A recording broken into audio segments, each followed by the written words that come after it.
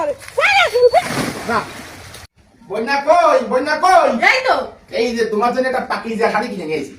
কেন পাকিজা শাড়ি কিনে নিয়েছো কেন তোর কি পাকিজা শাড়ি কিনে নিয়েছিস কইলা তুমি তো শাড়ি কিনে নিয়েছি বলছো বিনারসি ওর দাম মেলা আপাতত এই পাকিজা শাড়িটা কিনে নিয়েছি। এই পাকিজা শাড়িটা পরে চলতে লাগো তারপরে টাকা পয়সা হোক তারপর দেখ পানি বিনারসি শাড়ি ভালোবেসে আগে দিছি জানে তুই জানে এ জানে আমার কোনো মূল্য রাখলি না দেখতে পেলাম দেখলি না আমাদের তোমার আমার বাপের বাড়ি চাইছি রাত দিয়া এই পালঙ্গা কানা আমার বাপ দিয়া আমার বাপের বাড়ির কোন জিনিসে তুমি সুবাও না বসবা তোমার কোনো কাজ বাধা না বল না কিসে কাজ পারে আমার বাপের বাড়ির কোন জিনিস সুবা কোনো দিন সব না কোন জিনিস সুবা তোমার দাদার বাড়ি কোনো দিন সব না আমার বাপের বাড়ির কোন জিনিস সুবা বল বলতে আমার বাপের বাড়ির জিনিস কোন জিনিসে তুমি রাখবা আমার বাপের বাড়ির কোন জিনিসে তুমি রাখবা না কাম করে ছিলে তা ভালো কথা আমার বাড়ির বাড়ি জায়গা তোমার থাকে লাগবে না মানে এসে বাপের বাড়ি দেখুন